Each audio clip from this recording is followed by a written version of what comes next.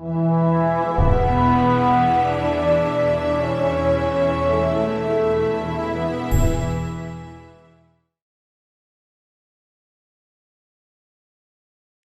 give it up for Nick Perdomo Jr.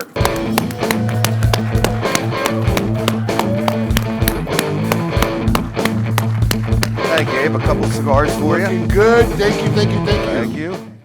Michael, how are you? Look at this. See you, man. Couple cigars for you. Thank you so much. Thank you. Wow. What do you think, Nick?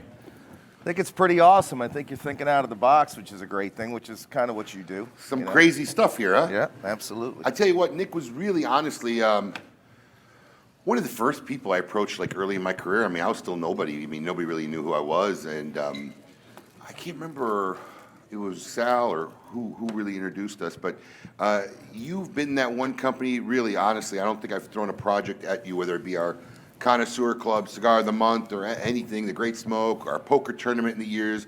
You guys have involved everything we've ever done, so thank you very much. Thank you. No, Doing this a long absolutely. time. You're looking good these days. Look at that. Yeah, I'm just Stylish. Casual today. I got to keep up with you two guys. Casual. Casual. Yeah. That's casual. Casual. Threw something together. Some jeans, it's cash for me. So I noticed you doing you know up until the pandemic. You and your wife. I guess you got your son now, who's kind of picking up the reins. I see you enjoying life, traveling the country. How has that? How has the last year affected your your world travels? Because you guys were all over the place for a while, and it's lovely to see. Because if there's one thing like is transparently apparent is how much you and your wife are in love, and I love seeing that in any couple. I mean, you guys seem to be like still high school sweethearts. So how has not traveling affected the home life? No, it's been great because my favorite thing is to be able to spend time with my family. So I've been able to spend a lot of time with it. But I'll be honest with you, as soon as things started running, we went out and started working. And I've been blessed. I've been tested many times, and things have been good. I just came back from Nicaragua. They're very stringent about that, and it was great. And thank God our employees have all been well. So things are good. Business has been great. One of the things about COVID, it's not been a great thing, but one of the things, all you guys are smoking more cigars than ever. And I think everybody's business has really grown, so I think we've been blessed, and we've been blessed to have you as a customer for a lot of years, Abe. That's thank a fact. you. Yeah, it's going fast, right? It is. I remember, Nick. God, I mean, he was barely tall enough to even look big, not as tall as the first drum on the drum set. Yeah. Coming down there. I mean, they just growing up. I mean, my daughter was out there earlier, and I swear I'm looking out of the corner of my eye because, I didn't recognize her. All these people have been in the room now for 3 hours. I've kind of seen everybody. I'm like, who's that person? And I realized who it was. My stomach almost fell out of my chest. Well, as a father, it's got to be emotional. It was. And our daughters are always our kryptonite, right? So it is. It's, you got two. Oh, He's forget got it. two. Yeah, oh, okay. He's You got know two. it. Crushed. Yeah. It's true. It's true. So you talk about family. We've been talking about family. Family's been the theme for most of the day. How many family members are employed in your company? Well, believe it or not, my 85-year-old mother still comes to work every single day. Now, do you crack her with a whip, or what? She cracks Or she my crack ass. you. Yeah, exactly. But Janine, my wife's with the company. My brother Billy, who happens to be here today, we had a great time. We worked in Southern Florida together this week, which was really a treat for me. Like I said, my wife, my uncle. I mean, literally, the whole family works there, and that could be a great thing or that could be a bad thing. But luckily for us, in all the years I've been in business, we're about to partake in our 29th year in the industry. Family's been good for us. That's great. Yeah. Is it ever complicated? It can be. Mom's a little tough. She's. You got. I always tell people when they come to work for me that I'm not the guy that you have to respect. You got to respect Miss Perdomo, and it's my mother, Mary. My wife is real easy. Well, my mother's very prim and proper. Old school to say the least. People ask me all the time, like, why do I wear a suit and tie? My mother always said, when you go to church, you should always honor God by wearing a suit and tie. And I wear a suit and tie, to be quite honest, for all of you as consumers, because my mother always said you should always honor your consumers by wearing a suit and tie. So it's not that you and I are tight. It's really out of a respect factor. And I think our consumers are seeing that. And my mother, follows us on social media, and she'll always say, she'll send me a text, and she'll say, Nicky, I'm so proud of you. I see you with your suit and tie, and you're always respecting and honoring your consumers and your retailers, and that's what you're supposed to do. But she'll write me that every time. So. Wow. Now, did you have a period, pandemic hits, lockdowns generally, right, February, March, April, depends on where you live, but everyone went through a period where it was pretty much locked in home. Right. How long did you go without putting a tie on? About 7 or 8 months, to be honest with you. And the first time, I don't know how you felt, the first time I put a tie on, I was going on Will Cooper's show, and I just said, enough is enough. And I put on a shirt, I put on a tie. I had worn a jacket, but I hadn't put a tie on until I went on his show. And I got to tell you, I felt great. There is something about like getting dressed, throwing on a tie, putting on some polish, especially now in this pandemic. It kind of pulled me up a little bit. It felt normal. It felt really good. It felt the same way to me, too. I felt like we're going back to life, and I think we really got to go back to life as quick as we can, Mike. That's the truth. I have the important question there. So when you tied up and got all prim and proper to do that show with William Cooper, were you in your underwear? Well, it's funny you bring that up. I'm just curious. No, so actually I did. I did, of course, post for fun my only my Zoom top and my red undies in the bottom. But I did throw pants on for the interview. Hey, I got a question for you, Nick. Yes. You have made your love for drumming and your Yeah, two previous drummers. career as a drummer public. I find that there are parallels between being a drummer, being a musician, the role a drummer plays as part of a band.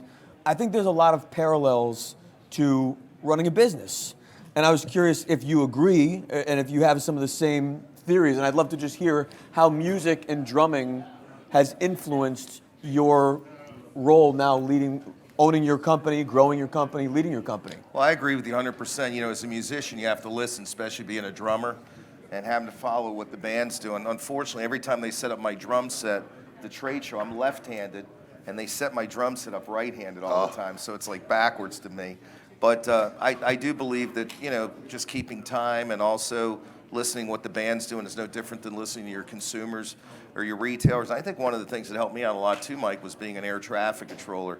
The stress and living on that stress also in business. And I also think finally being in the Navy, when I was in the military, learning the chain of command and learning discipline, even though my father was the max disciplinarian, to be quite honest with you. I think those 3 things really did help me in business, to be quite honest with you. That's a great question. Very cool. Are you planning on slowing down? Do you see retirement in the near future? I don't think so. I love the industry. I think we all get adrenaline from our consumers. Yes. And our retailers. And look, nobody comes to me and says, I'm going through a terrible divorce today. I need a box of cigars. Everybody's happy to see you, and they really love what you do. So I feel blessed, and I get a lot of adrenaline from you guys. Yeah. I mean, I really do. And I still enjoy doing it. I still enjoy going to do events. I do a lot of them. I just did 3 this week. And they were all great. You couldn't fit a crouton in any of those stores, and people were just really happy to get out. So to me, it's an honor, and it's a privilege that I get to do that. Like I said, everybody's happy to see you. How good is that? It is a good feeling. Yeah, it is a good feeling. It really, absolutely. Now, you dabbled. I had a segment on our KMA radio talk show, and for a while we did these things where I called up and I played practical jokes on manufacturers in the industry, and it was great, and we kind of got away from it. And one of the practical jokes I never got to play because he stepped down from politics was I was going to call as a constituent and complain about a pothole in the neighborhood, and I was never going to buy Perdomo cigars again. And I was going to see how that was going to go. I never got around to doing that. Yeah, because you really would have been incognito with that voice. I fooled I'm a everybody. constituent. Whoa. Come on. I fooled. You've never heard these? No. I'm making a CD. I fooled because I had a voice synthesizer. I Oh, that's fooled great. everybody. We had Nestor Miranda, where I told him I was from this marketing company, and we were going to do a GQ. And he was going to be with John Goldsmith, the guy from the Don't Eckes commercials. We were going to do this whole campaign, and the final campaign was going to be a Playgirl magazine. And he went, "Oh, oh yeah." I got Nimish with a marketing company. I called Nimish from Marvin Shanken's cell phone. I had one of those. Things. And I was a marketing company, and he was going to represent this thing called Blubberbuster. So we were going to do a whole Jared Lake campaign, and he had to lose like 30 pounds. This is unbelievable. Oh, dude, I'll send you all the audio clips. I could do a whole CD one day. They were called Dummy Dialers when I was doing KMA. And then listen, and Nimish was all in it. He was going to do this thing, and I said, look, just for legal purposes, we have to read you the side effects. So I started reading the side effects. I started with really easy stuff like hair loss. He goes, I'm already bald. And then we started going to, anal discharge, erectile dysfunction, and nothing deterred him. He was still going to do it. So Nick, you were spared. He was spared. You were spared. Yeah, That's not a bad thing. But the segue I was... would have fixed your pothole. Then. Well, that was the segue. You did politics. Do you first, you are easing up a little bit in cigar side. Do you foresee politics in your future again? No, I remember Marco Rubio told me I should run for the Senate. I said, definitely not. One of the things about politics, my son, I looked at the budget of our city one time and I was dismayed by it. My son said, Dad, you always said if you could do something better, you should do it yourself. So it was something on my bucket list. I did it. I did it for 4 years. I did everything I said I was going to do. But really, I think if we had more business people in politics and more cigar smokers to top it, it'd be a lot better world and we'd get a lot more amen. things done. How about That's that? a fact, yeah. No. But I did everything I was going to do. But my wife will tell you I was very frustrated, and I get ticked off sometimes because a lot of guys wanted credit instead of doing the right thing for the town. That is the problem. That's the problem. That is the problem. That's So, the- Nick, you're one of the guys who I reached out to make some limited edition releases here. You made us two. There's 250. There's 50 of each one, a Maduro and Sun-Grown. Tell us a little bit about this limited edition release. I think we got some footage. Will show up on the screen here, but tell us a little bit about these. Yeah, what makes this cigar so special, it's a size we really have never made in the 20th anniversary line.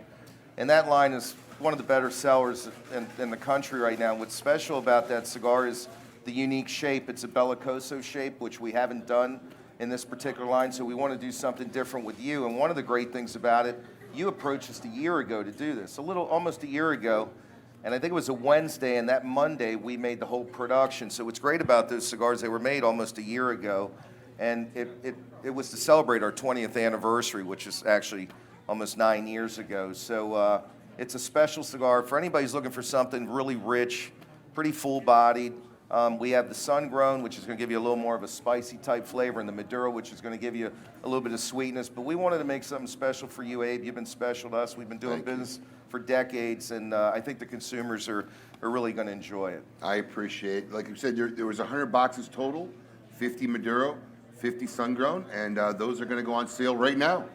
Boom. Good luck. Boom. I don't know if everybody in my corner heard me, but they're going on sale right now. The goat's enamored with Kim Keeney. We got you. Going on sale now. It's okay. Listen, it's Kim Keeney. I get it. Don't worry about it. Nick, thank you very much for coming on, man. Thank I you. really appreciate it. And once again, your support of our company, what we're trying to do, everything we try to do is always for the end consumer. I'm eternally grateful, man. I really am. Too. Thank I you am so too. much. I Thank deeply you. appreciate Thank it. Nick you very Perdomo. much. Let's give it up guys. for Nick Perdomo.